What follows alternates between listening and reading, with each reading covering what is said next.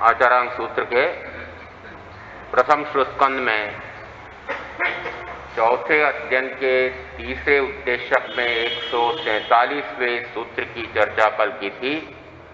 भोगाकांक्षा शांत व्यक्ति प्रबुद्ध, प्राज्ञ और विरत होता है। भोगाकांक्षी व्यक्ति बंध, वध, परिताप और दारुण दुख पाता है। पाप कर्मों के अंतरंग एवं बहिरंग स्रोतों को बंद कर संसार के मरण धर्मा प्राणियों के बीच तुम निष्कर्मदर्शी बन जाओ। कर्म अवश्य फल देते हैं, इसलिए ज्ञानी उनसे निवृत्त हो जाते हैं।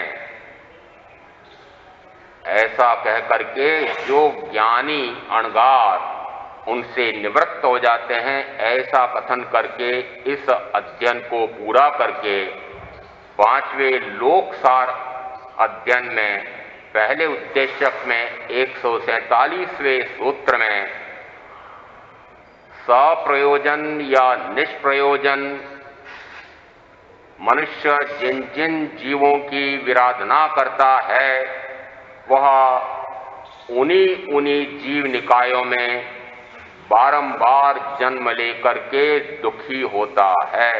उसको बारंबार वहां जन्म मरण करना पड़ता है और ऐसे हिंसक व्यक्ति से काम भोग का त्याग अत्यंत गुरुतर है, भार लगता है, कठिन नहीं असंभव जैसा लगता है।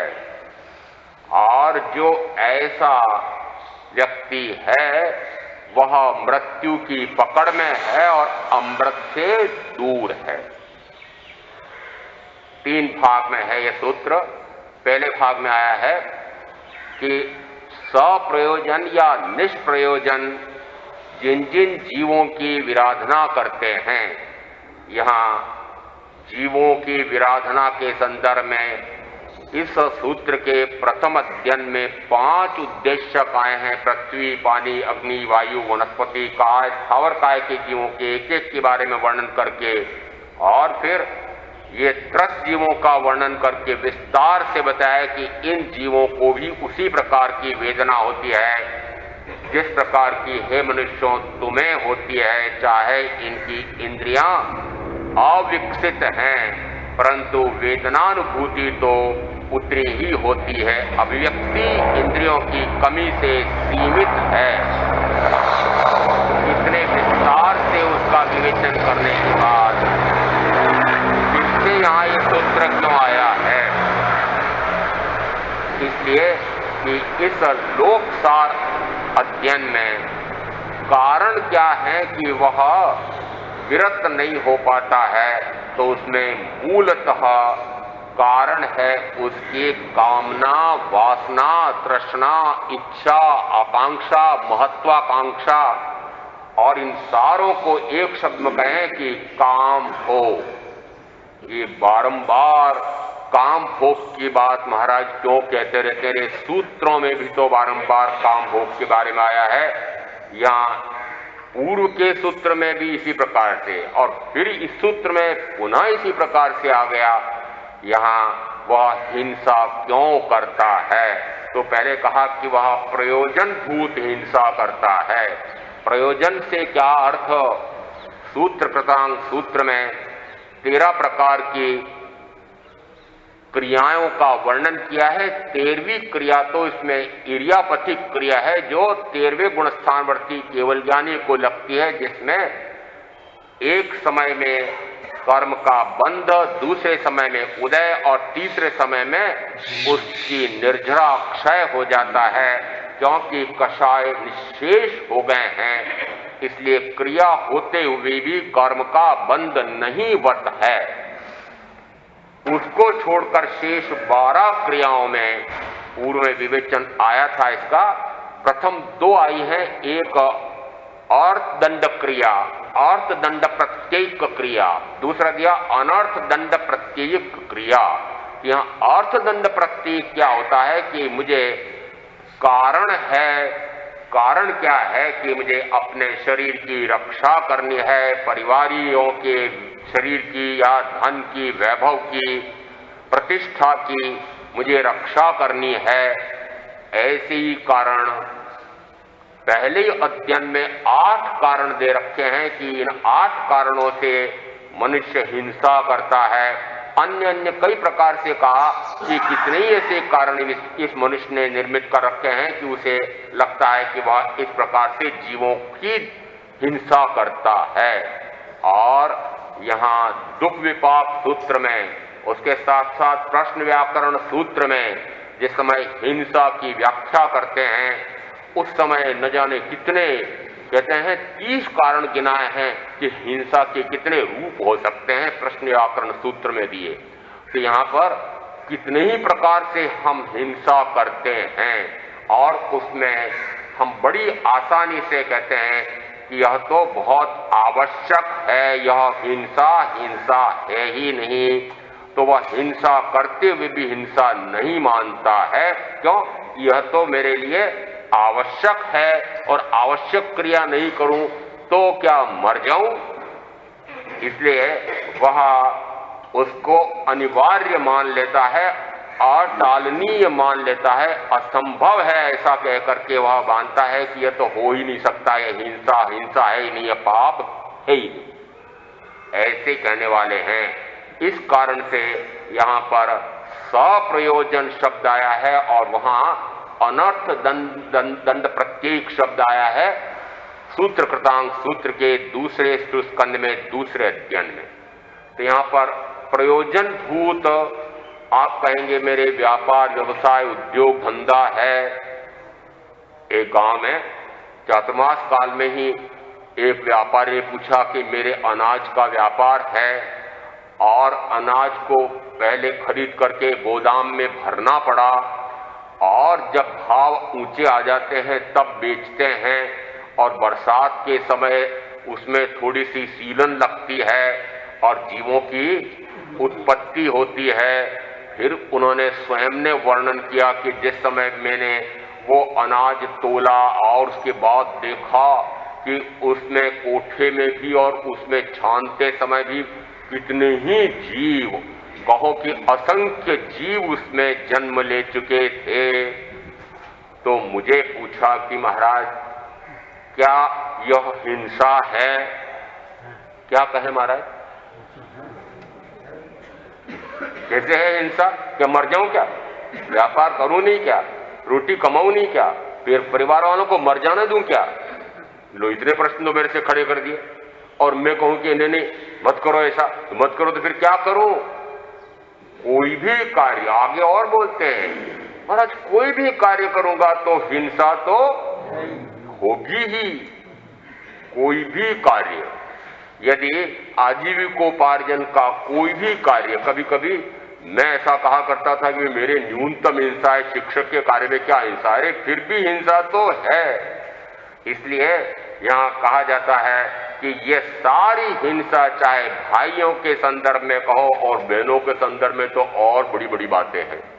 महाराज यदि हम ये अग्निकाय के जीवों की हिंसा न करें, इन पर दया करें, तो मुझे लपेट के बोलती हैं।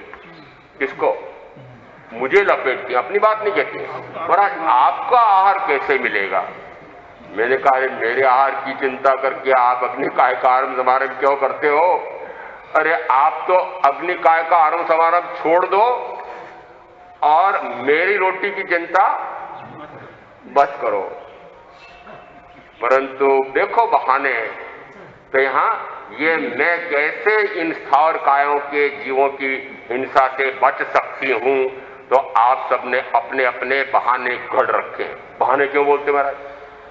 बहाने घड़ रखे हैं कि इन कारणों से मुझे हिंसा करनी पड़ रही है, करना ही पड़ेगी।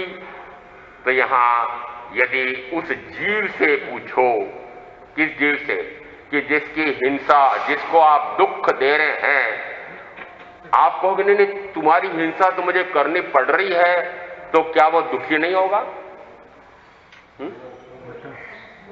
यदि आपको भी कोई ऐसा ही कहे कि मैं तुमको अपने अधीन बना करके, दास बनाकर रखना चाहता हूं, और मनुष्यों का अरे मांस बड़ा अच्छा लगता है। आजकल यहां पता नहीं क्या क्या कारनामे होने लगे हैं। अरे मनुष्यों का मांस और सारे पशुओं के मांस के स्थान पर बड़ा मीठा, बड़ा स्वादिष्ट लगता है, इसलिए एक शक्तिशाली मनुष्य आपको आकर के मारे तो होगी? क्यों होगी? क्यों होगी? अरे वो शक्तिशाली व्यक्ति आकर के कह रहा है कि मुझे आपके मांस की आवश्यकता है, प्रयोजन है, मुझे अच्छा लगता है, तो उसके पास तो प्रयोजन है ना? प्रयोजन है कि नहीं? प्रयोजन है। तो आप दूसरे के संदर्भ से नहीं समझते हैं, अपने संदर्भ से आई बात तो समझ में आएगा। हाँ, यदि कोई शक्तिशाली व्यक्ति मुझे मारने आए तो मुझे दुख होता है। अरे महावीर ने ऐसे ही अपने आप को तो शक्तिशाली माना, और फिर देखा कि अरे मेरे सारे कार्य व्यवसाय में जो जो कार्य कर रहा हूं, उन सारे कार्यों में ये स्थावर काय और त्रस काय के जीवों की हिंसा हो रही है। तो उन्होंने ठेठ कहां तक कि अरे पृथ्वी, पानी, अग्नि, वायु, वनस्पति कायों के इन जीवों तक जाकर के उनके साथ अपना तादात्म्य संबंध जोड़ करके उनके समान अपने आप को उसमें रख करके फिर अनुभव किया कि अरे इन्हें भी इसी प्रकार की वेदना होती है जैसे मुझे होती है। और उसके बाद फिर बोले, उनके जीवों की हिंसा से परे होकर के साधना करके उसके बाद बोले कि अरे प्रयोजन भूत हो क्या निष्प्रयोजन भूत हो, हिंसा तो हिंसा है। कब बोले? बाद में बोले। आप नहीं बोल सकते, मैं फिर भी बोल सकता हूं। दिया अधिकार मुझे आपने, दिया, मैंने ले लिया। क्यों ले लिया? कि मैंने पहले 3 करण 3 योग से हिंसा का परित्याग किया है, तो मैं कह सकता हूं कि अरे क्या कर रहे हो, क्यों कर रहे हो, जरा पूछो तो सही कि किसके लिए कमा रहा हूं। ये तो पूछो अपने आप से कि इतना क्यों कमा रहा हूं। तो मैंने उन व्यापारी को जो उत्तर दिया, वह उत्तर आप अपने पर लागू मानते हो तो लागू कर लेना।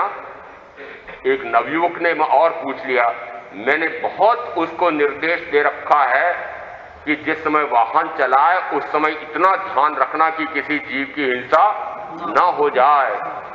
मेरे वाहनों को किराए पर देने का धंधा है। अब कोई सा भी व्यापार ले लो आप, ये 2 उदाहरण देकर के अब मैं आपको बता रहा हूं। मैंने उनसे कहा, मैंने कहा कि वो आप वाहन चलवा करके और फिर जो रुपया आते हैं उसका, या जो आपने अनाज का या आप जो जो कर रहे हैं उसका व्यापार करके जो धन प्राप्त करते हैं, उस धन का क्या करते हैं?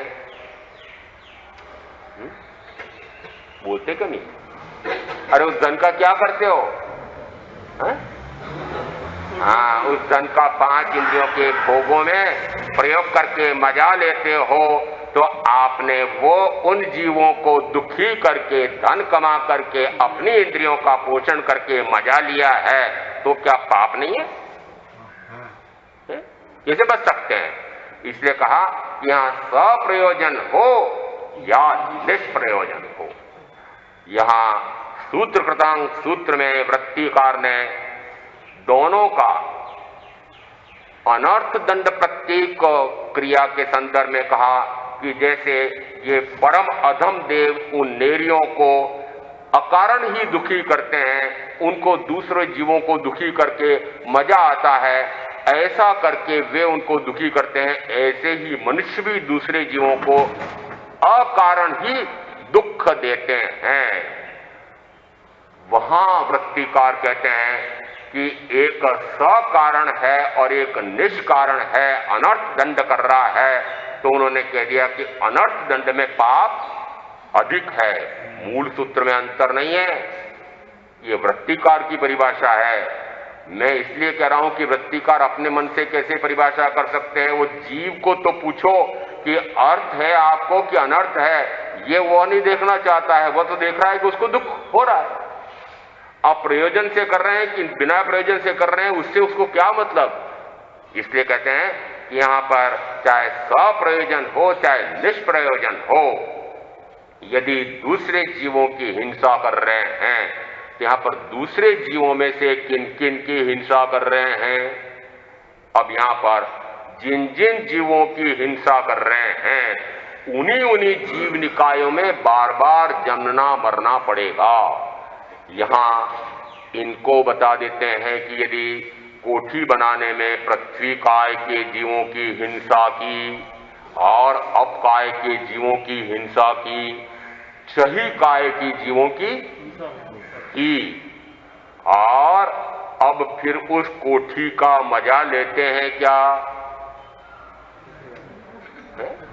लेते हैं। यदि जीवों की हिंसा करके उनको दुखी करके और फिर आप मजा ले रहे हैं तो क्या उन्हीं जीव निकायों में फिर जाओ पृथ्वी काय के जीव बनो? पृथ्वी काय के जीव बनना पड़ेगा? मैंने कहा सूत्र बोल रहा है। कौन बोल रहा है? अरे सूत्र बोल रहा है तो चाहे वो सूत्रकार बोल रहा है कहो, चाहे भगवान महावीर बोल रहे हैं ऐसा कहो कि यहां जिस समय जिन जिन जीवों की हिंसा, आपने अलंकारों का सबका त्याग कर दिया होगा बहनों ने तो। अरे हीरे पन्ने माणक मोती अरे तिजोरियों में रखते हैं महाराज, आजकल पहनने का जमाना नहीं है। तो मैंने कहा तिजोरी में क्यों भर रखे हैं? जिसमें अवसर आता तब तो निकाल निकाल के पहनते हो ना, चाहे कुछ भी हो जाए। अरे वो कहां से आ रहे हैं? ये सोना चांदी कहां से आ रहा है? ये आपके जितने भी खनिज पदार्थ आ रहे हैं तो कौन सी खानों में से आ रहे हैं? तो कहते हैं हजारों फीट गहरी खानों में से न जाने कितने कितने भारी से भारी यंत्र लगा करके, और जिस समय मजदूर चाहे कम से कम लगते हो परंतु मैंने अनुभव किए हुए हैं। और ये वो कोलार की स्वर्ण खदानें मध्य प्रदेश में, कहते हैं कि वहां पर जब अंदर उतरते हैं मजदूर कहो, तकनीकी मजदूर कहो, उनके कई बार ऐसी दुर्घटना होती है कि कई व्यक्ति मर जाते हैं। ये आपको जो धातुएं मिल रही है उसके पीछे कितनों की हिंसा हो रही है? हो रही है क्या? पर पहनते हैं उस समय भाव आता है क्या?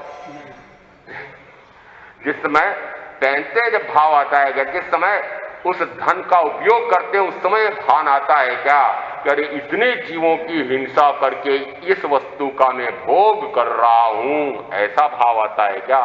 यदि ऐसा भाव आ जाए तो फिर इस प्रकार के हिंसाजन्य उद्योग धंधों से, वृहत कल कारखानों से, महाकारखानों से, महारंभ से उत्पन्न वस्तु का उपयोग नहीं करेंगे। फिर चरखा काट करके, फिर बुन करके, फिर कपड़ा पहनेंगे और फिर अपने हाथ से खेती करके और फिर अपने हाथ से वो गेहूं दल करके पीस करके और फिर वह मूंग या उड़द दल करके दाल बना करके फिर खाएंगे तो फिर न्यूनतम हिंसा में चले जाएंगे। परंतु आपके तो हाथ पैर ही टूट गए हैं। आप आज तो मुझे लगता है कि अरे गेहूं बीनने के लिए भी एक गांव में जिस समय हम विहार कर रहे थे, रास्ते में छोटा सा गांव था और बहुत बड़ा भवन। मैंने कहा इतना बड़ा भवन, प्रवचन रखा है वहां। मैंने पूछा बाद में, मैंने कहा भवन इतना बड़ा गांव में? महाराज इसमें गेहूं बीने जाएंगे। मैंने कहा वो देखो इतने मजदूर ने लगेंगे यहाँ पर। नहीं महाराज यहाँ पर मशीनें लगेगी। मैंने कहा मशीनें लगेगी? मशीनों से क्या किया जा रहा है? आपके तो हाथ ही नहीं ना, ठीक है? अरे हाथ टूट गए कि है? अरे बिना बिनाया, छना छनाया, शुद्ध बढ़िया पैकेट। अरे अब तो बिना बिनाया नहीं, बना बनाया बना बनाया। अरे रोटी बनाने का कहाँ समय है? मुझे अभी टीवी देखना है और उसके बाद में मुझे थोड़ा ये महिला क्लब में भी जाना है और उसके बाद मुझे अभी थोड़ा मनोरंजन भी करना है। थोड़ी सी इतनी बढ़िया वातानुकूलन का लगा रखा है, थोड़ी सी निद्रा भी लेनी है, कहाँ समय है? अरे डबल रोटी ले आओ ना।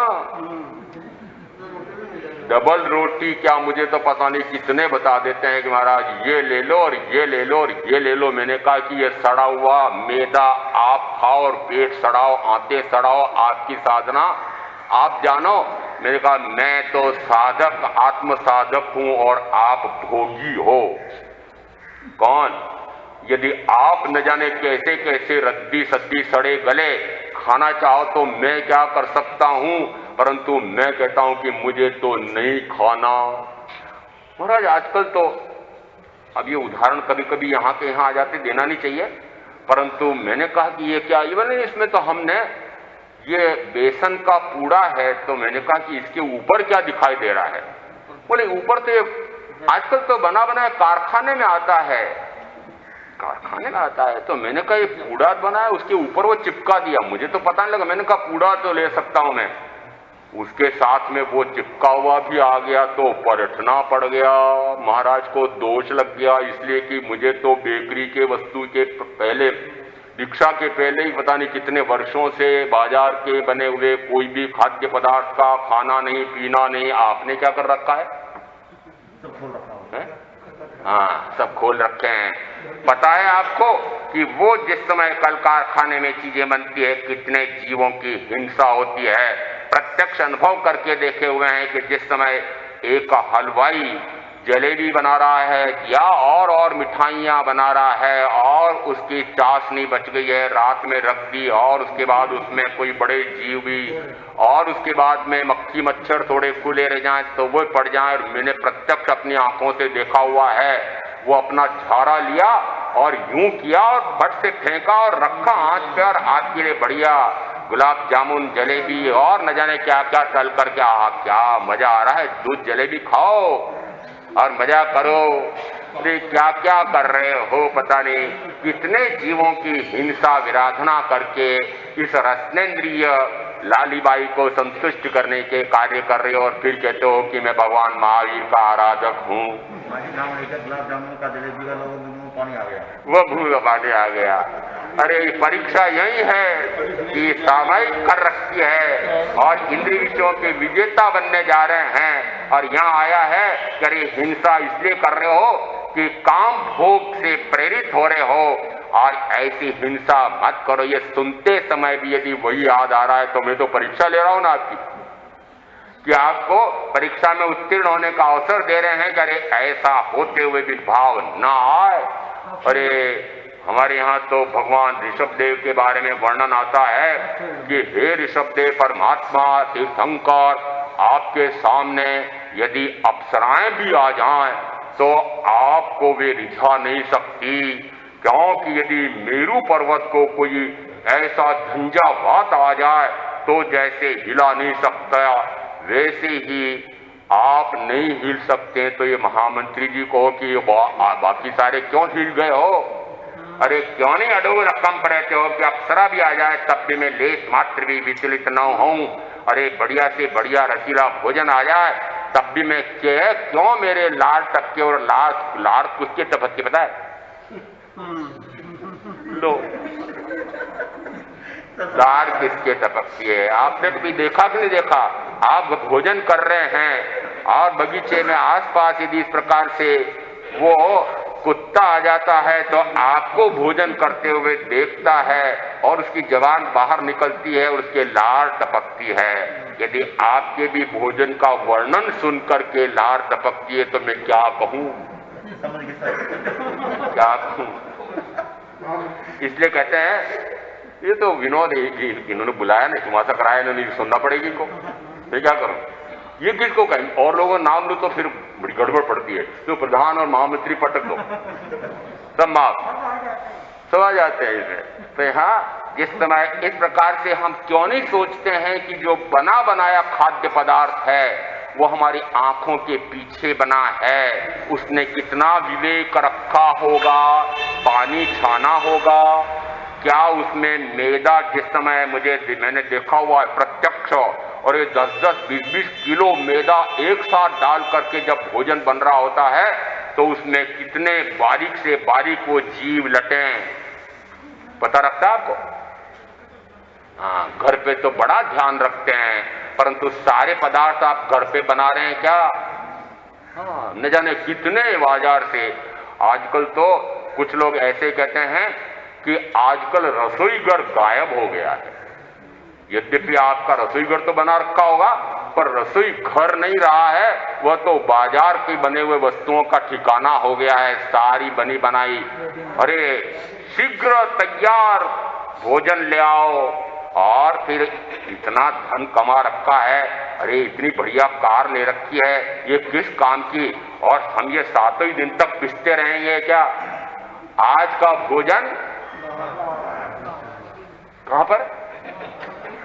देखो आज का भोजन, अरे भले एक भोजन की थाली के 500, 700, 800 लग जाए, पर कोई बात नहीं, ये इतना कमाया है, अन्याय अनिति करके, कालाबाजारी करके, काली कमाई करके क्या काम का है, वजह करो। अरे कहां भटक रहे हो महावीर, कहां, और अपन कहां क्यों नहीं सोचते हो कि मैं महावीर का अनुयायी हूं?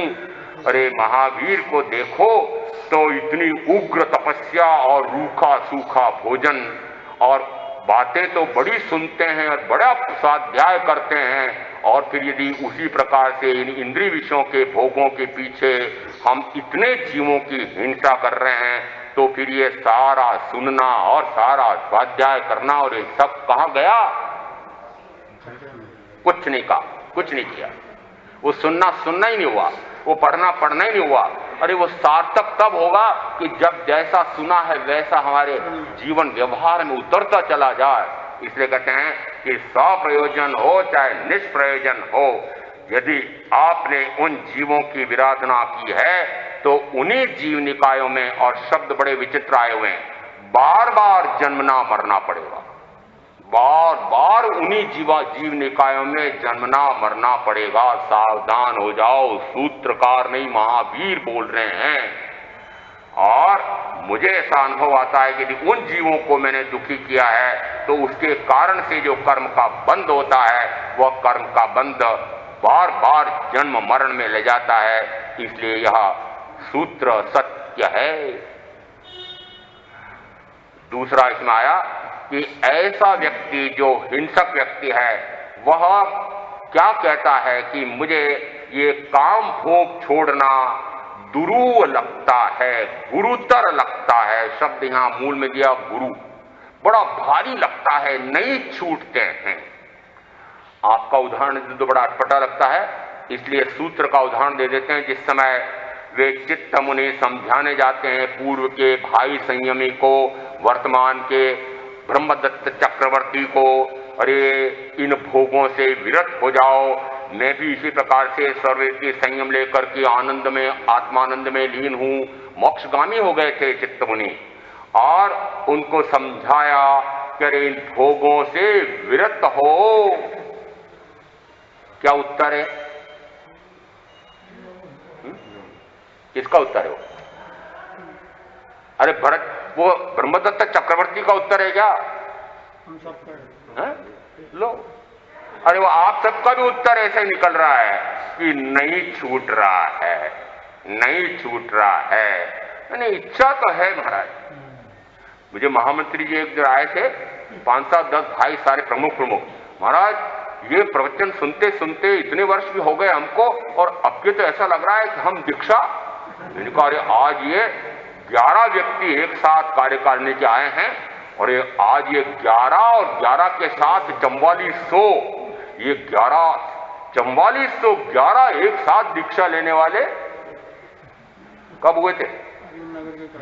अरे भगवान महावीर के उस दूसरे समोशरण में 11 गणधर और उनके शिष्य 4400 एक साथ एक उपदेश में शिष्य हो गए थे। इसलिए कहते हैं कि यदि हम महावीर को सुनते हैं तो ये क्यों नहीं तय करते हैं कि अरे ये काम भोग कब तक, कोई सीमा है? अरे आयुष की सीमा कर लो, कहीं तो रुको, रुकने का नाम नहीं। यहां का उदाहरण मत मानना। मैंने एक भाई, चातुर्मास काल प्रारंभ हुआ तो वो कोई अमुक पूरे 4 महीने, कोई अमुक 4 महीने में ये प्रत्याख्यान, तो वहां बहन ने आगे होकर के पहल की कि महाराज सावन भादो चौथे व्रत के त्याग करा दो। और फिर वो भाई देखने लगे उसकी तरफ। अब वो महाराज के सामने बोल दिए है, अब भाई मना करें तो कैसे करें। और 2 महीने पूरे हो गए। उस समय मैंने फिर भाई को कहा, मैंने कहा अरे अब ये 2 महीने और हो जाए तो क्या करना? बहन कह रही है कि महाराज 4 महीने के करना चाहती हूं, परंतु इन्हें समझाओ ना। मुझे समझ नहीं आया, मैं इन्हें समझाओ ना, मुझे समझे नहीं, इन्हें समझाओ ना, इन्हें समझाओ ना। और आपको उम्र बता दूं क्या? 85 वर्ष की उम्र। और ये मैंने कहा 85 वर्ष की उम्र हो गई है और अभी भी वो बहन कह रही महाराज इन्हें समझाओ ना। सीमा है? कहीं सीमा नहीं बांधते हैं। अरे निवृत्त होने का लक्ष्य नहीं रखते हैं महाराज, भोग छूटते नहीं हैं। यहां ये नहीं मानते हैं, ये नहीं मानती है। एक जगह एक भाई आए थे, जिस समय भाई बहन दोनों एक साथ आते हैं, मैं तो भाई बहन ही कहता हूं, मैं क्या कहूंगा? विनोद जी आएंगे अपने धर्म संगिनी के साथ, तो मेरे लिए विनोद जी भाई हैं, और वो धर्म संगिनी को मैं क्या कहूंगा? बहन ही कहूंगा ना। तो मैं जो कह रहा हूं मैं हो क्यों नहीं जाते हो? मैं जो कह रहा हूं कि मैं कह रहा हूं हाँ विनोद भाई और बहन, तो आपको मैंने भाई बहन कहा ना, तो आप समझे नहीं क्या? है? अरे कौन कौन समझे? तो जिस समय वो दोनों आए तो लक्ष्य रख करके आए थे और उनको ब्रह्मचर्य का चौथा व्रत लेना था, पर वो पोते को साथ लाई थी दादी जी, तो वो बाहर चली गई, तो जरा उसको आने दो। मैंने कहा कि चौथा व्रत क्या आपका दृढ़ निश्चय उसके ऊपर निर्भर करता है क्या? वो मानेगी तो आप मानेंगे। आपने क्या कर रखा है? ये चाहेंगे तो मैं कर पाऊंगी, ये चाहेगी तो मैं कर पाऊंगी। अरे मेरी साधना मेरे हाथ में है। यहां क्या राजा परदेशी ने जिस समय व्रत ग्रहण किए उस समय क्या अपनी रानी को पूछा था? पूछा था क्या?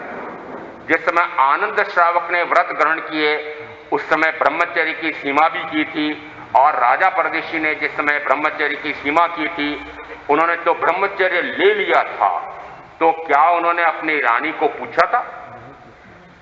अरे मेरी साधना मेरे हाथ में, दूसरा तैयार नहीं है। अरे दूसरा मुझसे भोग प्राप्त नहीं करेगा तो दुखी हो जाएगा। अरे उसका दुख नहीं देखा जा रहा है इसलिए भोग भोगूं। ये कैसे उल्टी बुद्धि? क्यों नहीं कहते हो कि मेरे अंदर में भोग का भाव पड़ा हुआ अभी? ये क्यों नहीं कहते हो? अंदर में तो स्वयं भोग का भाव पड़ा हुआ, नाम लेते हो दूसरे पार्टनर, दूसरे साझेदार का, उसका नाम ले करके अपनी कमजोरी छिपाने का एक बहाना। तो मैंने कहा रे वह क्यों आएगी, तब आप करोगे, आप तय कर लो और कह देना कि मैंने ब्रह्मचर्य ले लिया। क्यों नहीं समझते हैं कि अरे भोग से तृप्ति नहीं होती है, और महावीर कहते हैं कि अरे ऐसे जो काम भोगों में आसक्त हैं उनसे ये भोगों का त्याग कठिन है ऐसा लगता है, और उसका दुष्फल बताया। दुष्फल क्या बताया? कि वे मृत्यु की पकड़ में हैं और अमृत से दूर हैं। किसकी पकड़ में? मृत्यु की पकड़ में कैसे? अरे मृत्यु पकड़ती है, क्यों पकड़ती है? क्या अर्थ है? अलंकारिक अर्थ है। मृत्यु पकड़ती है कि मृत्यु की पकड़ में निरंतर वे ऐसे भोगों में आसक्त होकर के फिर हिंसादी पाप करके जो कर्म कमाएंगे उसके कारण से बार बार मृत्यु की पकड़ में जाना पड़ेगा। जन्मना मरना, जन्मना मरना, जन्मना मरना, इसको कहते हैं मृत्यु की पकड़ में है। और आगे दिया फिर कि वे अमृत से दूर हैं। यदि कोई जहर पी रहा है तो अमृत का स्वाद आ सकता है? जहर कौन सा? अरे यहां पर विषय शब्द है, तो विषय यानी ये विषपान। विषपान किसे कहते हैं कि विष पिए तो मृत्यु होती है। यहां ये बाहर का जहर पी लो तो हो सकता है कि आजकल कहते हैं महाराज मिलावट का ऐसा व्यापार हो गया है कि यदि कोई आत्महत्या करने के लिए चाहे कि मुझे शुद्ध जहर मिल जाए, तो वो जहर भी शुद्ध नहीं मिलता है। तो कभी आपको जहर खाना हो तो वहां आज की आपकी मिलावटी व्यापार पद्धति में वो जहर भी शुद्ध नहीं मिलेगा। पर मैं कहता हूं यदि वो जहर मिल गया और आपने खा लिया तो मृत्यु एक बार है, परंतु ये 5 इंद्रियों का या किसी एक इंद्रिय का विष का पान ये बार बार मारने वाला है, ऐसा अर्थ है। और यदि जहर पिएंगे तो अमृत कौन सा कि वचनामृत से दूर होते हैं। वचनामृत किसके? वचनामृत वीतराग के। ये वीतराग के वचन कैसे हैं? अमृत वचन हैं। यदि इन वचनों का पान करें तो अमर हुआ जाता है। ये वचन कैसे हैं? अमरत्व की प्राप्ति। ये अमर पद कौन सा? आत्म पद अमर पद है, परमात्मा पद सिद्ध पद अमर पद है। और ये आत्म पद कहो कि परमात्मा पद कहो, इसकी प्राप्ति किसके बल से होती है? तो कहा जाता है वीतराग के अमृत वचन से। तो आपको अमृत वचन पीना कि जहर पीना? महाराज, जो अमृत वचन पी रहे हैं उनको क्यों सुना रहे हो? जो नहीं पी रहे हैं उनको कहो ना। मैंने कहा जो नहीं पी रहे हैं उनको कहां सुनाने जाऊं? आए नहीं तो मैं कहां से सुनाने जाऊं? इसलिए कहते हैं कि जो आ रहे हैं उनको तो कहूं कि वो जो नहीं आ रहे हैं बड़े प्रिय है ना आपके। वे प्रिय है कि नहीं? प्रिय किसको कहते हैं? साथी किसको कहते हैं? कल एक नाना जी, उसके फिर जवाई जी, फिर उनके बेटे जी, 3 समझ लो।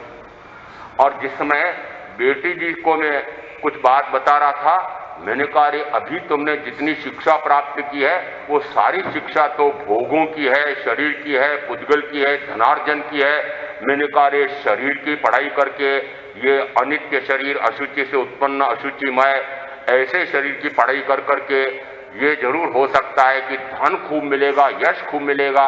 तो ये कहानी सुनाई। मैंने कहा एक काशी में विद्याध्ययन करके पुत्र बड़ा प्रसन्न होकर के आया वापस अपने गांव और बड़ा प्रीति भोज दिया और उसमें खूब अपने संगी साथी परिजनों को निमंत्रण देकर के प्रीति भोज दे रहा था। तो मां से जाकर कहा, मां आप, मुझे ऐसा लगता है सामायिक कर रही थी उस समय, आप मेरे इस पंडित बनने के इस प्रसन्नता में सहयोगी नहीं है क्या? आप प्रसन्न नहीं है क्या? बेटा हूं तो सही, तुमको यश खूब मिलेगा, प्रसिद्धि खूब मिलेगी, धन भी खूब मिलेगा, परंतु आत्मा का उससे क्या सधेगा बेटा? आत्मा क्या होता है मम्मा? माँ, ये आत्मा का साधना किसे कहते हैं माँ? कि बोले वो तो तेरे काशी की पढ़ाई में नहीं आया है, वह पढ़ाई तो वो अमुक एक जैनाचार्य हैं वहां मिलेगा। तो माँ मुझे वहां ले चलो। मां उनको वहां ले गई और उन्होंने जो आत्मविद्या, आत्मज्ञान दिया और सुनते सुनते सुनते उन्होंने सर्ववृत्ति संयम ले लिया और उसके बाद में फिर वो वहीं रह गए। तो भाई को भेजा मां ने। तो यहाँ भाई भी सुन करके वहीं सर्ववृत्ति संयम ले लेते हैं और मां को सुनाई दिया तो बाद में मां भी दीक्षा ले लेती है। तो वो पिताजी जो साथ में आए थे कल, उन्होंने कहा महाराज हमने भी इनको ऐसी शिक्षा दी ही नहीं। क्या नहीं किया? दी क्या? अरे आप अपने बेटे बेटियों को इस प्रकार की आत्मविद्या की शिक्षा देते हैं क्या? मात्र आप उसको शरीर की विद्या सिखाने के लिए हजारों नहीं, आज की पद्धति में तो लाखों व्यय करते हैं और बिना पैसे दिए आत्मविद्या मिलती है उसको ठुकराते हैं। बिना पैसे आत्मविद्या यानी जिसमें आत्मा का परिष्कार होकर के जन्म मरण से मुक्ति हो जाती हो, ऐसी विद्या तो निःशुल्क, और जिसमें पेट भराई होती हो उसकी विद्या के लिए तो ये उल्टी बुद्धि आपने नहीं कर रखी है। माताओं को पूछ रहा हूं मैं, कौन सी शिक्षा दे रहे हो? कहां झोंक रहे हो? पिताओं को पूछ रहा हूं मैं, कहां झोंक रहे हो? किसके लिए व्यय कर रहे हो? सारी दिशा आपने उनकी उल्टी मोड़ दी और उसके बाद में फिर कहते हैं महाराज ये तो सुनते ही नहीं है। मैंने कहा आपने उनको सुनाया क्या? ये खा, ये पी, ये भोग, ये पहन, ये पढ़, ये लिख और ऐसा बन और ऐसा बन, ऐसी ऐसी महत्वाकांक्षाएं भरी और उसके बाद में अब उसको आत्मविद्या के लिए अरे महाराज के जाना, कहां से जाएगा? इसलिए कहते हैं कि उसको ये अमृत से दूर किस प्रकार से कहा, यदि वह इस प्रकार के शरीर के पोषण के लिए ही सारा कार्य कर रहा है तो फिर अमृत कहलाता है अमर पद। अमृत यानी आत्मामृत, आत्मा के ज्ञान दर्शन सुख वीर्य नाम के ऐसे अमृत रस का पान करने वाला वह सिद्ध पद, यह अमर पद, यह उससे अति दूर है, अमृत से दूर है। तो यहां पर इस सूत्र में इस प्रकार से कहकर के फिर अगला सूत्र दिया कि जो इस प्रकार से इन काम भोगों से विरत होता है न वह मृत्यु के पकड़ में है और न वह अमृत से दूर है। दो बातें एक साथ वापस आ गई, एक तरफ दुष्परिणाम बता दिए और दूसरी तरफ क्या बता दिया कि जो इस प्रकार से काम भोगों से विरत होता है वह क्या करता है कि वह मृत्यु की पकड़ में नहीं है। काम भोगों से विरत, इसका अर्थ कुछ इस प्रकार से भी किया जाता है कि जिस समय वह सम्यक के सम्मुख होता है, सम्यक की प्राप्ति कर लेता है तो उसको लब्धियां प्रकट होती हैं और उसमें एक प्रायोग्य लब्धि कहलाती है। और प्रायोग्य लब्धि में कि वह उसके करोड़ों करोड़ वर्षों के सागरूपम के कर्म उनको वह देशों कोटि पूर्व तक क्षीण करते करते ले आता है और उसके बाद में फिर कर्ण लब्धि के माध्यम से वह राग द्वेष की ग्रंथियों का छेदन भेदन करके अनिवृत्तिकरण तक पहुंच जाता है। ऐसा साधक वह कहलाता है कि अब वह मृत्यु की पकड़ में नहीं है। कौन? कि जो सम्यक के सम्मुख हो गया है, जिसने सम्यक प्रकट कर लिए, जिसको इस प्रकार की ये कर्ण लब्धियां प्राप्त हो गई हैं, उसके लिए अब यह मृत्यु की पकड़ कि उसको मृत्यु नहीं पकड़ सकती है, मृत्युंजयी हो जाता है। मृत्युंजयी किस अपेक्षा से कहा गया? यहां पर सम्यक्त्व हो गई है तो फिर उसने अमर पद आत्म पद को जान लिया है तो वह निरंतर अमर पद की ओर ही प्रयाण करेगा। सम्यक्त्व कैसा करता है तो इसको उदाहरण से समझ लें कि मान लो आपको दूसरी मंजिल पर चढ़ना है और दो लंबे बांस हैं, उस पर समझ लो चार और आपके यहां पता नहीं क्या नाम देते हैं, पौड़ी देते होंगे, पता नहीं क्या कहते होंगे, उस पर इस प्रकार से वो सीढ़ियां बनी हुई हैं और उसने उन दोनों बांसों को दोनों बाहों से हाथों से कस करके पकड़ रखा है और फिर एक पांव अभी जमीन पर है और एक पांव उसने पहली सीढ़ी पर रखा। मुंह किधर होगा? मुंह यहां वो सीढ़ी का जो अंतिम छोर है उससे ऊपर जो मंजिल है वहां पर उसका मुंह हो गया। लक्ष्य कहां हो गया? ऊपर लक्ष्य है। और पांव कहां रख दिया है? पांव रख दिया है जमीन से उठा करके, पांव कहां रख दिया? कि उस पहली सीढ़ी पर रख दिया है और कस करके दोनों हाथों से उन बांसों को पकड़ रखा है और जैसे एक पांव रखा और दूसरा पांव उठाया तो दूसरा पांव उठाया तो वो दूसरा पांव कहां जाएगा? और ये दूसरा पांव दूसरी सीढ़ी पर जाएगा कि पहली पर जाएगा? दूसरी सीढ़ी पर जाएगा। उस समय हमारे यहां एक सूत्र बना, चल मान चलिए निर्जन मान निर्जरित, कि जो चल पड़ा है वह तो मार्ग पार कर जाएगा और जो निर्जरा करना प्रारंभ कर चुका है वह निर्जरित कर देगा। तो यहां पर यदि उसने लक्ष्य कर लिया है कहां का, वो मंजिल कौन सी? यहां वो मंजिल है सिद्ध शिला। और ये दो बांस कौन से? कि सम्यक ज्ञान सम्यक दर्शन कस करके इनको पकड़ लिए हैं। छूटना नहीं चाहिए, सम्यक ज्ञान सम्यक दर्शन छूटना नहीं चाहिए।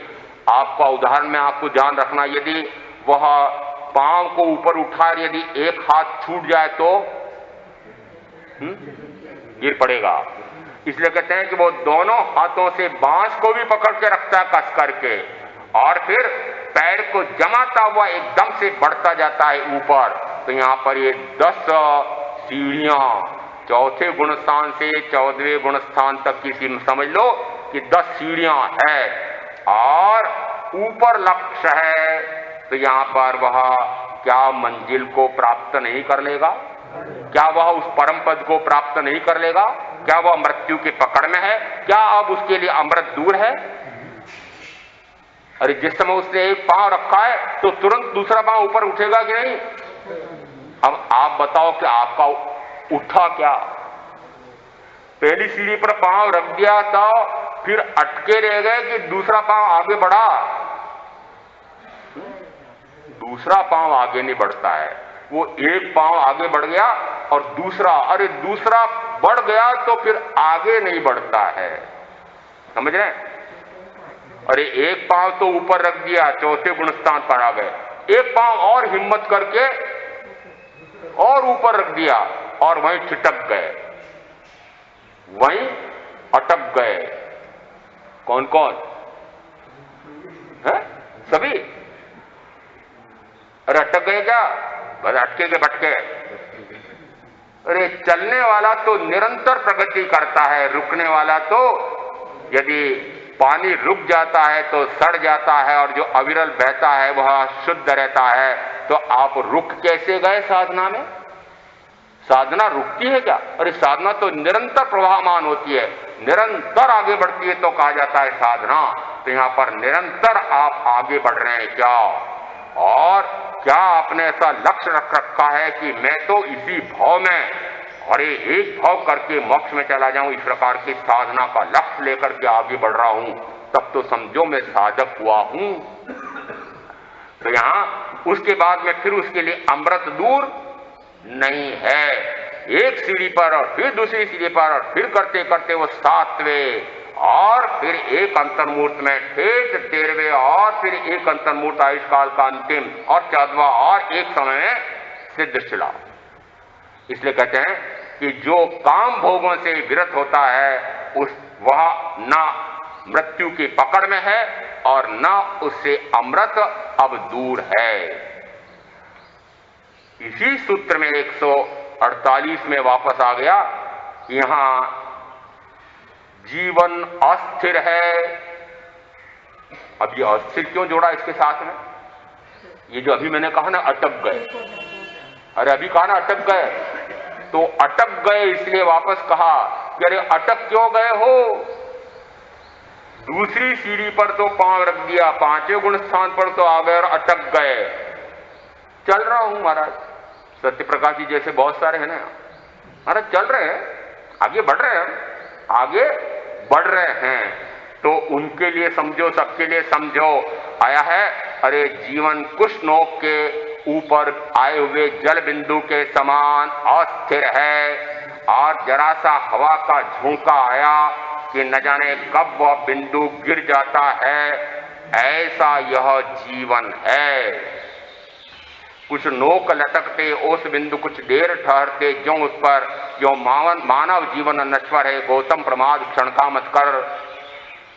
यहां उत्तराजन सूत्र की गाथा में आया है कि कुछ नोक के ऊपर रात को ओस गिरी थी, और उसके कारण देखो प्रातः काल की जिस समय आपके पास के बगीचे में क्या मोती जैसे बिखरे हुए हैं, परंतु कितनी देर टिकते हैं। हवा का जरा सा झोंका आया और वो बिंदु गिर जाता है। ये हवा का झोंका कौन सा और वो जल बिंदु कौन सी? कि जल बिंदु है मेरा जीवन। पानी को भी जीवन कहा है, पानी यह जीवन देने वाला कहा है, इसलिए पानी को जीवन कहा है। तो यहाँ पर ये जल बिंदु कहो कि मेरा मनुष्य जीवन कहो, ये मनुष्य जीवन कैसा है? करे जल बिंदु के समान है। उस कुशनोक यानी उस काल का क्या भरोसा? हवा कौन सी?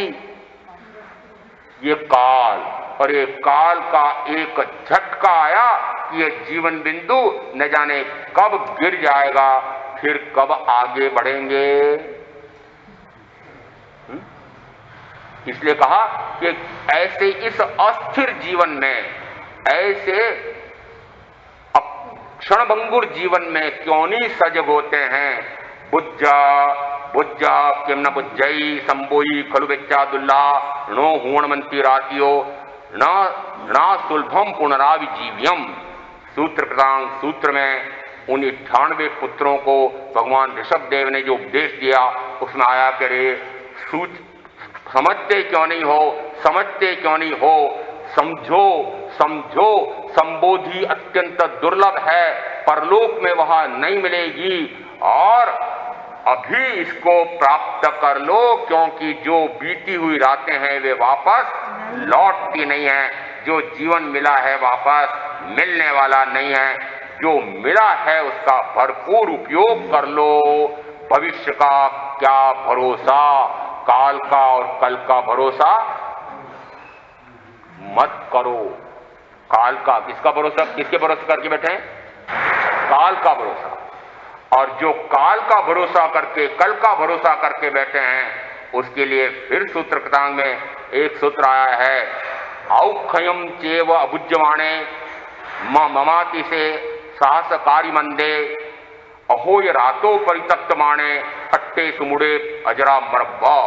कि जो ये मूढ़ व्यक्ति कैसा होता है कि प्रति क्षण प्रति समय क्षरण होने वाली इस आयुष को नहीं देख रहा है, और ये प्रति क्षण क्षरण हो रहा है, प्रति क्षण क्षरण हो रहा है।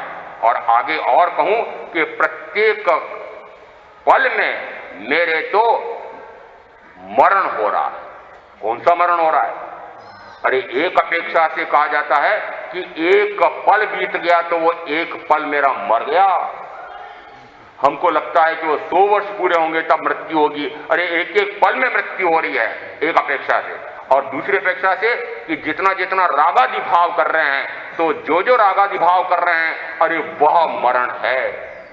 तो यहां पर हम क्या कर रहे हैं? निरंतर मृत्यु के मुंह में जा रहे हैं। इसीलिए कहा कि अरे मृत्यु की पकड़ में हैं। अरे जो मृत्यु की पकड़ में आ गए हैं, कौन आ गए मृत्यु की पकड़ में? मेरे जैसे तो गिन लो।